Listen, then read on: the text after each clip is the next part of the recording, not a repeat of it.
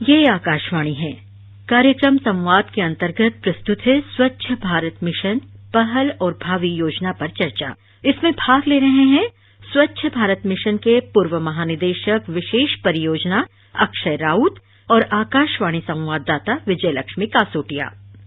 स्वच्छ भारत मिशन भारत की ऐसी प्राथमिकता रही है जिसे जन आंदोलन बनाने में अनेक चुनौतियों का सामना करना पड़ा है।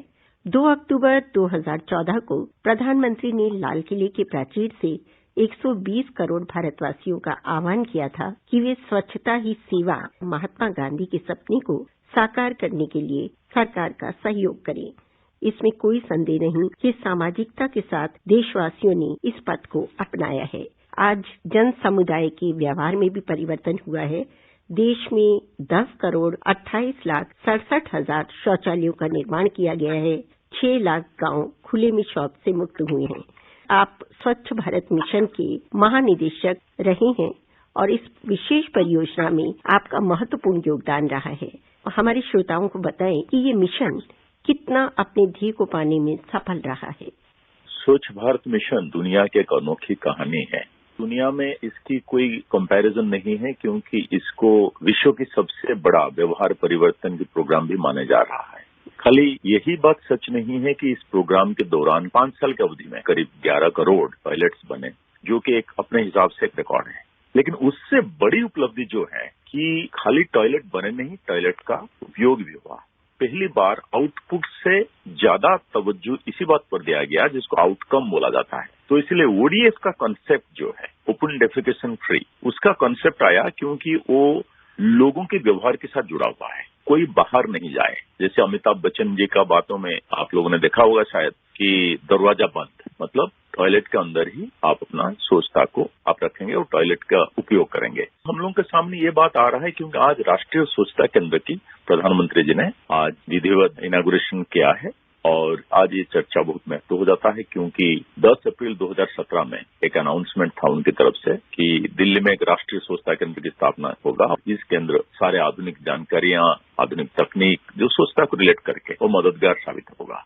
तो जो चंपारण सत्याग्रह की जो सेंटिनरी सेलिब्रेशन शुरुआत था, उस टाइम जो कहा गया था, आज हम देख रहे हैं राजघाट के पास ये बहुत ही अनोखा एक बना है जो कि एक हिसाब से स्वच्छ भारत मिशन का जो सफलता है उसका भी सेलिब्रेशन रहा है। और ये सरकारी कार्यक्रम तो रहा नहीं, ये लोगों का कार्यक्रम बन गया। और खाली भारत सरकार या भारत कह रहा है ये नहीं, ये दुनिया के बहुत सारे इंटरनेशनल एजेंसी, चाहे वर्ल्ड बैंक हो, चाहे यूनिसेफ हो, चाहे bill and Melinda Gates foundation हो, चाहे WHO, सबको कहना है कि भारत की ये जो स्वच्छता कार्यक्रम है विश्व के लिए एक एग्जाम्पल है और इसी से लोगों का जान भी बचा है, लोगों का कमाई बढ़ा है, लोगों का जिंदगी का क्वालिटी बढ़ा है और बाकी हमारे जो महिलाएं हैं उनका डिग्निटी और सिक्योरिटी का जो सवाल था वो भी बहुत तरह से एड्रेस हुआ है। ये एक बहुमुखी कार्यक्रम है। ये स्वच्छता से आगे बढ़कर कार्यक्रम है और उसको अगुवाई जो है, शुरुआत की आवाज कई साल पहले महात्मा गांधी ने दिया था, लेकिन जो अगुवाई किया गया वो प्रधानमंत्री जी ने खुद ने किया और हमारे जो ऑफिशियल्स हैं, डिस्ट्रिक्ट की कलेक्टर्स हैं, सिविल सोसाइटी हैं, मीडिया हैं, कॉर्पोरेट्स हैं और पूरा जनमानस उसके साथ जुड़ गया। तो इसीलिए आज एक स्वच्छ भारत का उपलब्धि हुआ है। ये तो निरंतर प्रयास जारी रहेगा जिसको कि स्वच्छ भारत मिशन फेज 2 में जो कि सस्टेनेबिलिटी, कैसे ये चीज बरकरार रहेगा, इसका भी कोशिश जारी है। लेकिन पहला पड़ाव की जो सफलता है जो देश के लिए बोला गया था 2014 का आपने जिक्र किया, उसका अक्टूबर 2, 2019 में बहुत बड़ा उपलब्धि मिला है और हम सबको इसमें गर्व होना चाहिए और इस कार्य को आगे निरंतर बढ़ाना चाहिए। जैसा अभी आपने बताया कि शौचालय बनाना या उसका निर्माण करना ही कार्य की रीतिश्री नहीं है, बल्कि व्यवहार में परिवर्तन जो देशवासियों में हुआ है वो बहुत बड़ी उपलब्धि मानी जा सकती है। और इस दिशा में पंचायतों की भूमिका के बारे में क्या कहेंगे, क्योंकि जिस तरह से नारी शक्ति ने इस मुहिम को चलाया है उसका असर तो हुआ ही है और देश की 31 लाख जो पंचायतें हैं उनको साधुवाद है जिन्होंने व्यवहार परिवर्तन की अलख जगाई है। और जैसा अभी आपने बताया था कि महिलाओं के लिए ये बहुत इज्जत की बात है, इसीलिए इसे नाम भी दिया गया इज्जत घर। इस नई अवधारणा ने ग्रामीण क्षेत्र में महिलाओं को कितनी राहत पहुंचाई है? बहुत राहत पहुंचाया है। आप अगर प्रधानमंत्री जी की मुख्य भाषण था, उन्होंने मन की कष्ट जताया है कि हमारे देश की महिलाएं हैं, बहनें हैं, सब कैसे उनको तकलीफ लेना पड़ता है, ये खुले में सोच है। तो ये खास करके जो तकलीफ है उनके ऊपर सबसे ज्यादा आता है और इसी से ही ये प्रयास का शुरुआत हुआ। इसीलिए महिलाएं इसका लीड किए हैं, चाहे वो गांव की पंचायत के जरिए से हो, चाहे बाकी महिला मंडलियां जितना हो, लेकिन उन्होंने काफी उसको आगे बढ़ कर लिया क्योंकि उनको लगा कि अपने प्रोग्राम है। जैसे एक लोटा पार्टी का एक कॉन्सेप्ट था, आपने एक शायद टॉयलेट एक प्रेम कथा सिनेमा भी देखे होंगे बहुत, जो कि एक प्रयास था इस दिशा में अवेयरनेस कराने के लिए।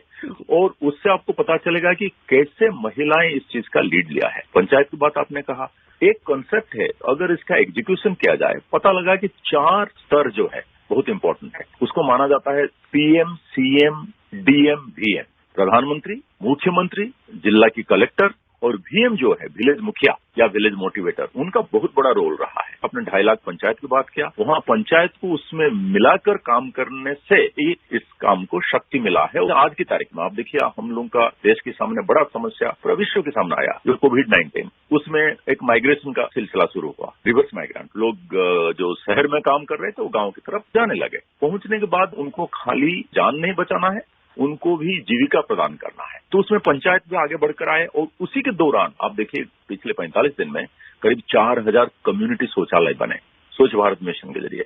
इसीलिए कम्युनिटी शौचालय जो है, सामुदायिक शौचालय, ये भी 90,000 बन चुके हैं और इस दौरान 4000 बने। इसमें भी खाली महिलाओं को सहूलियत नहीं, बल्कि झारखंड में एक रानी मिस्त्री का कंसेप्ट है। टॉयलेट का रख रखाव में भी महिलाएं आगे बढ़कर आए और उनका जीविका की और उनका एम्पावरमेंट का भी बहुत बड़ा चीज इससे प्रस्तुत हुआ। तो उनके 2 पैसा आए, उन्होंने अपना रोजगार किया, अपना सामर्थ्य जताया, ये सब बड़ी बात हुआ। तो इसमें उनको घर में तो उनको रिलीफ मिला, सुबह अर्ली मॉर्निंग जाना पड़ता था या लेट इवनिंग को जाना पड़ता था, उससे छुटकारा मिला। क्वालिटी ऑफ लाइफ उनका बहुत इंप्रूवमेंट हुआ और पंचायत का इसमें बहुत ज्यादा योगदान हुआ। अभी जो क्राइसिस हम लोगों के सामने है, मुझे लग रहा है कि स्वच्छ भारत मिशन ऐसे एक आधारशिला रखा है इस देश में पिछले 5-6 साल से, जिससे कि हमको कोविड-19 जैसा जो पैंडेमिक है उसको फाइट करने में हमें मदद मिल रहा है। क्योंकि स्वच्छ भारत मिशन का जो मेन फिलोसफी है, ये है व्यवहार परिवर्तन और हाइजीन एंड सैनिटेशन। सैनिटेशन है, हाइजीन था। जैसे हमको कोविड में क्या बोला जाता है, भाई जब तक वैक्सीन नहीं आता है, ट्रीटमेंट का पूरा संपूर्ण तरह से फुल प्रूफ नहीं है, तो आप क्या करिए, 2 गज की दूरी मेंटेन करिए, रास्ते में जाके कहाँ खांसिए छींके मत, और हाथ धोते रहिए, मास्क पहनिए, ये सारा हाइजीन का है।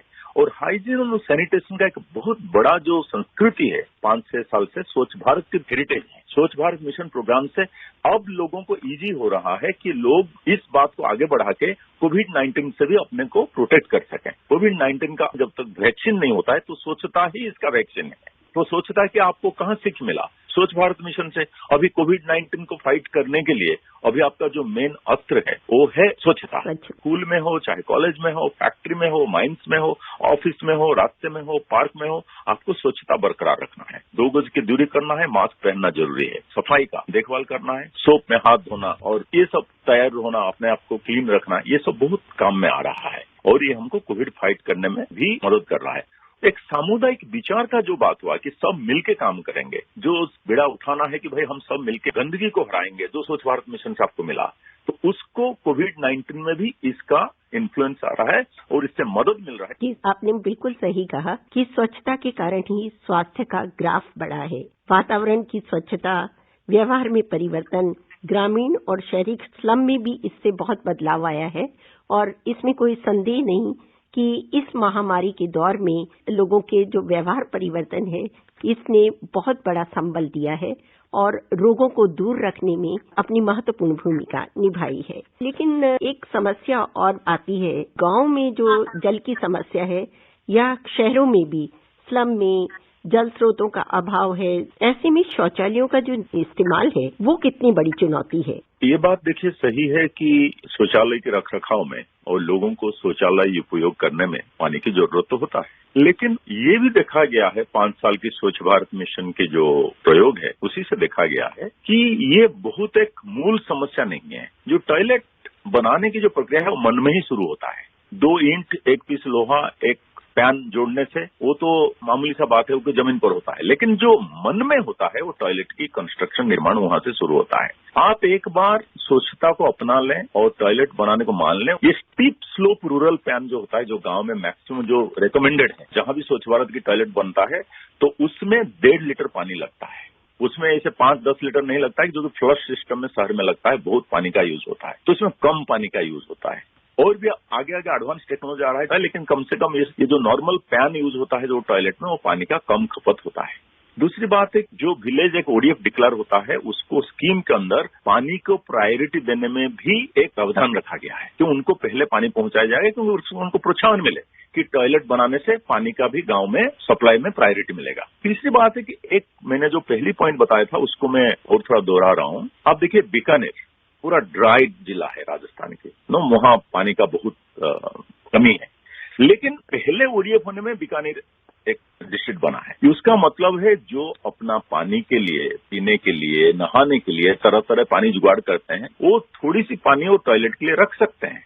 लेकिन ये सब होने के बावजूद में ये भी तो आपको पता है कि जल जीवन मिशन का शुरुआत हो चुका है और उसमें सबके घर में टैप से पानी मिलने का प्रावधान है। ये बड़ा लक्ष्य है। अभी सारे जो रिसोर्सेस हैं और सारे जो शक्ति है, सारे जो एनर्जी है, अभी क्योंकि एक बड़ा उपलब्धि हुआ है सैनिटेशन और स्वच्छता में, अब जल के ऊपर वो उसी तरह का एक बड़ा एम्फोसिस आया है और उसी से ये जो पानी का सप्लाई और टॉयलेट के रख रखाव, ये सबको भी मदद मिलेगा।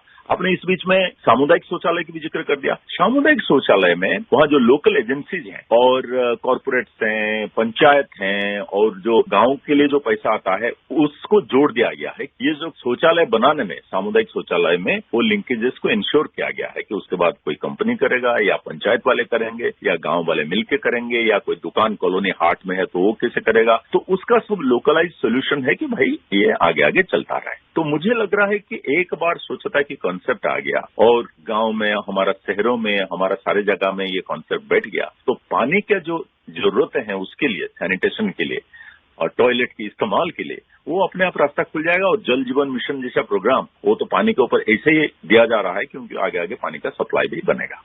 दृढ़ इच्छा शक्ति के बल पर जो जन समुदाय है वो इस अभियान को जरूर आगे बढ़ा रहा है। स्वच्छ भारत अभियान का दूसरा चरण आरंभ हो रहा है, इसकी क्या विशेषताएं रहेंगी? स्वच्छ भारत मिशन जो फेज 2 है, उसमें इसका नाम है सस्टेनेबिलिटी।